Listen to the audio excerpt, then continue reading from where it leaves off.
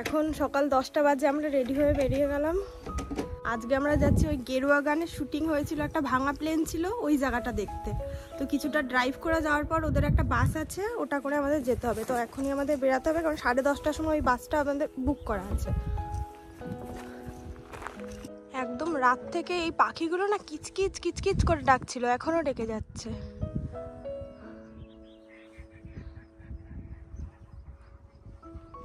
খুব শান্ত এই জায়গাটা ছিল, খুব একটা লোকজনকেও আমরা বাইরে বেরাতে দেখিনি।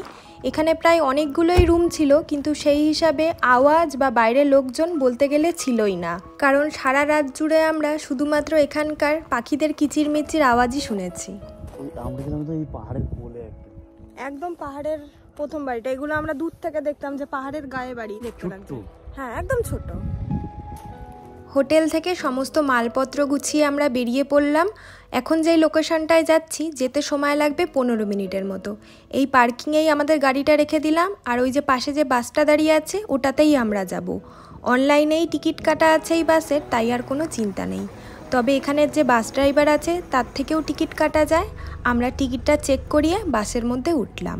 সকাল 10টা থেকে বিকেল 5টা পর্যন্ত 30 মিনিট অন্তর অন্তর এই বাসটা চলে। তবে দেখলাম অনেকে হেঁটেও যাচ্ছে। টোটাল ওই 4 কিলোমিটারের মতো রাস্তা, আর গুগল ম্যাপে দেখাচ্ছে 45 মিনিটের মতো সময় লাগবে। আমাদের কাছে অতটা টাইমও নেই আর এনার্জিও নেই, তাই বাসে করেই যাচ্ছি। বাস থেকে নেবে মনে হলো এ যেন এক অন্য গ্রহে এসে পড়েছি। চারিদিকে কোনো গাছপালা নেই, কোনো মানুষ নেই, শুধু কালো বালির বীচ, আর মাঝে একটা ভাঙা প্লেন পড়ে আছে, যেটাকে দেখতে আমরা এত দূর থেকে চলে এসেছি। অবশ্যই এই ভাঙা প্লেনের একটা হিস্ট্রি আছে, তবে ইন্ডিয়ানদের কাছে এই জায়গাটা আর একটা কারণের জন্য ফেমাস। ঠিক এই লোকেশানে এই প্লেনের উপরেই শাহরুখ খান আর কাজল গেরুয়া গানে শুটিং করে গিয়েছিল। উঠলে কি করে? ফাঁকা পেয়ে খুব সাবধানে এই প্লেনের একটা ডানার উপর উঠে পড়লাম। সুদীপ কয়েকটা ভালো ভালো ছবিও তুলে দিল। এবার বলি জায়গাটা কেন এত ফেমাস। এই জায়গাটা সাউথ আইসল্যান্ডের একটা বিচ। 1973-তে আমেরিকান নেভির একটা প্লেন DC-3 এখানে ক্র্যাশ ল্যান্ড করেছিল। ওই প্লেনটাতে পাইলট সহ আরও 7 জন ক্রিউ মেম্বার ছিল, তারা সবাই সারভাইভ করে গিয়েছিল। আর সেই থেকেই ভাঙা প্লেনটা এখানে আছে। সময়ের ব্যবধানে এই জায়গাটা ট্যুরিস্ট প্লেসে পরিণত হয়েছে, আর এই প্লেনের ভিতরে কোনো জিনিসই এখন আর অবশিষ্ট নেই। যা আছে শুধুমাত্র এই অ্যালুমিনিয়ামের স্ট্রাকচারটা। ভাঙা প্লেনের মধ্যে প্লেনটা খুব বেশি বড় না,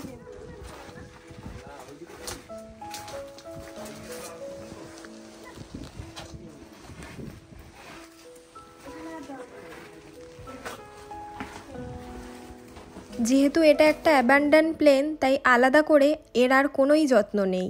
চারিদিকে স্টিকার লাগানো, অনেক ধরনের ফুটো ফাটা আছে, দিন দিন যেন আরও ভেঙে যাচ্ছে।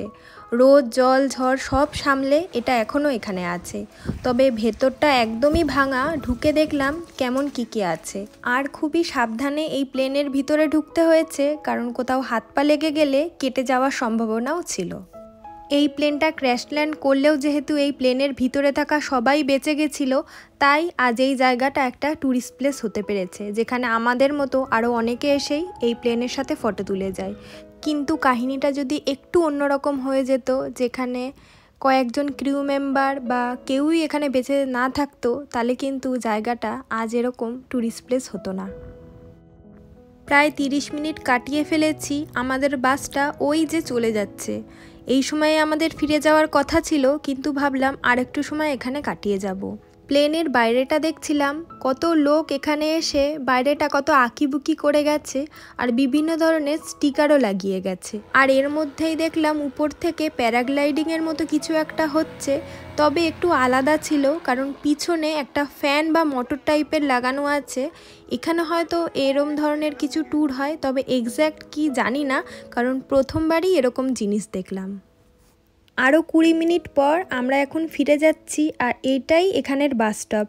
জাস্ট একটা পাইপ দিয়ে রেখেছে যাতে দূর থেকে বোঝা যায় যে এখানে এসেই বাসটা থামবে।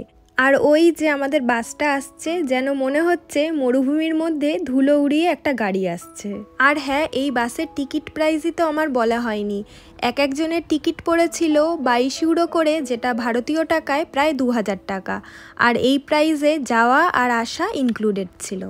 এই স্পটটা দেখার জন্য আলাদা করে কোনো টিকিট ছিল না, তাই যারা হেঁটে আসবে তাদের এই স্পটে আসতে কোনো টাকাই লাগবে না। তো 15 মিনিট পর আমরা ঠিক আবার পার্কিংয়ে পৌঁছে গেলাম। আর এখানে সব জায়গায় পার্কিংয়ে এরকম QR কোডই লাগানো থাকে, যেটা স্ক্যান করে পার্কিং চার্জ মেটাতে হয়। আলাদা করে কিন্তু কোনো লোক বা কাউন্টার থাকে না যেখানে পার্কিং ফি মেটানো যায়। আজ এখান থেকে আমরা চলে যাচ্ছি রেকিয়াভিক সিটিতে। আর এই লোকেশনটা দিয়েই আমরা আমাদের সাউথ আইসল্যান্ডের জার্নিও শেষ করলাম। শুনেছিলাম আইসল্যান্ডের সবথেকে সুন্দর দেখতে হলো সাউথ আইসল্যান্ড, আর কয়েকদিন নিজের চোখে সেটা দেখে ভালো মতোই বুঝতে পারলাম। সত্যি কয়েকদিন ধরে নিজের চোখে যা দেখেছি সেটা ভোলার মতো না। তো এখন তো আমরা চলে যাচ্ছি আইসল্যান্ডের মেন শহর রেকিয়াভিকে। ওখান থেকেই তো আমরা আমাদের জার্নিটাও শুরু করেছিলাম। প্রায় অনেকটাই রাস্তা আমাদের এখন কভার করতে হবে, তবে রাস্তাটা আর আলাদা করে বলার মতো কিছু নেই, দেখতেই পাচ্ছেন ভীষণ সুন্দর ছিল। মাঝপথে আমরা এরকম একটা জায়গায় একটু ব্রেকও নিয়েছিলাম। অনেকক্ষণ ড্রাইভ করলে একটু তো ব্রেক নিতেই হয়। এখানে একটু চা কফি খেয়ে আবার আমরা আমাদের জার্নি শুরু করলাম। তো এখন অনেকটা রাস্তাই আমরা প্রায় কভার করে ফেলেছি। এই যে পাহাড়টা দেখতে পাচ্ছেন, এইটা পেরালেই হয়তো রেকিয়াভিক সিটি চলে আসবে। মাঝে কয়েকটা ছোটোখাটো গ্রামও পড়েছিল, সেগুলোকে পেরিয়ে এখন আমরা আইসল্যান্ডের সবথেকে বড় শহরের দিকে এগাচ্ছি। এই পাহাড়ের সামনে এসে দেখলাম বেশ অনেক জায়গা থেকে মাটির ভিতর থেকে এরকম ধোঁয়ার মতো বেরাচ্ছে। কোনো আগুনও পাশে দেখতে পেলাম না, যেন মনে হচ্ছে এই মাটির তলাতেই জল বা তরল পদার্থ আছে, যেগুলো ফুটেই হয়তো এরকম ধোঁয়ার সৃষ্টি হয়েছে। আর এরকম বিশাল বিশাল মোটা পাইপলাইনও দেখেছি। প্রথমে তো বুঝতেই পারছিলাম না যে এই পাইপলাইনগুলো কিসের। পরে যদিও জানতে পেরেছি এখানকার মাটির তলায় সত্যিই গরম জল আছে, আর এই বড় বড় মোটা পাইপলাইনের সাহায্যে সেই গরম জলগুলোই সারা রেকিয়াভিক সিটিতে সাপ্লাই দেওয়া হয়। মজার বিষয় হলো আমরা এসবের কিছুই জানতাম না। প্রথম দিন আমরা যখন এই রেকিয়াভিক সিটিতে বিএনবিতে গরম জলে স্নান করতে যাচ্ছি, তখন দেখছি একটা খুব ডিমের মতো গন্ধ বেরাচ্ছে, কিন্তু ঠান্ডা জলে সেরকম কোনোই গন্ধ নেই। আর মানে এতই গন্ধ হয়ে যাচ্ছে, বাথরুমে ঠিকমতো থাকাও যাচ্ছে না। তো আমরা পরের দিন যখন একটা গাইডের ট্যুর নিয়েছিলাম, গাইড আমাদের বলেছিল যে রেকিয়াভিক সিটিতে যেই বিএনবি বা পার্সোনাল যাদের হাউস হয়, সেখানের জল কিন্তু কোনো গিজারের দ্বারা গরম করা হয় না। ওগুলো জিওথার্মাল যে হিটিংয়ের যে জল, সেটাই পাইপলাইনের সাহায্যে সমস্ত বাড়িতে সাপ্লাই দেওয়া হয়। আর আমরা যেহেতু একটা বিএনবি নিয়েছিলাম, হোটেলে ছিলাম না, তাই আমাদের এই বিএনবির জলও কিন্তু খুব গন্ধ ছিল, যেটা একদম ন্যাচারাল জিওথার্মাল ওয়াটার। এই সুন্দর লাল কালারের বাড়িটায় আমাদের রেকিয়াভিক সিটির বিএনবি ছিল, আর আমাদের আগামী 2 দিনের ঠিকানা। ফুল অ্যাপার্টমেন্ট, এটা অনেকটা বড়, স্পেশিয়াস আছে। এই যে বাইরের রোড, এখান থেকে আমরা ঢুকলাম। 2টো বেডরুম, ডাইনিং, ড্রয়িং, রান্নাঘর দিয়ে বেশ সুন্দর এই অ্যাপার্টমেন্টটা ছিল, যাকে বলে একদম মডার্ন। আর রান্নাঘরে সব রকম ব্যবস্থাই ছিল, এমনকি এখানে একটা ওয়াশিং মেশিনও ছিল, যদিও আমরা সেটা ব্যবহার করিনি। বিশাল বড় একটা ফ্রিজও দিয়েছে। আমরা তো এখানে এসে রান্না করেই খাওয়া দাওয়া করছি, তো এখানে রান্না করতে কিন্তু বেশ ভালো লাগবে। তো বেডরুমগুলোর সাইজও কিন্তু খুব বড় বড়ই ছিল, আর 2টো একদম সমান সাইজেরই 2টো বেডরুম ছিল। বেডরুম থেকে বাইরের এই রাস্তাটাও দেখা যায়। আর আজকে যেহেতু সুন্দর রোদ উঠেছে, ঘরের ভিতর বাইরে থেকে রোদ আসছে, বেশ ভালো লাগছে। আর এখানে টেম্পারেচার ওই তখন ছিল 8 থেকে 9 ডিগ্রি। তো দুপুরবেলা আজ আর কিছু রান্না করলাম না, বাইরে থেকে সুদীপরা খাবার এনেছিল, সেটা খেয়ে কিছুক্ষণ রেস্ট নিয়ে আমরা আবার বাইরে বেরিয়ে পড়লাম। আর যেই গাড়িটা ভাড়া করেছিলাম সেটাও আমরা এখানে এসে ফেরত দিয়ে দিলাম। এখন আমাদের বিকালে একটা ট্যুর বুক করা আছে হোয়েল ওয়াচিং বা তিমি মাছ দেখার, যদিও সেটা সম্পূর্ণ ভাগ্যের ব্যাপার। দেখা যাক তিমি মাছের দেখা আমরা পাই নাকি। আর সেই ভিডিওটা আপনাদের সাথে নেক্সট দিন শেয়ার করব। আজকের ভিডিওটা আমি এখানেই শেষ করছি। টাটা।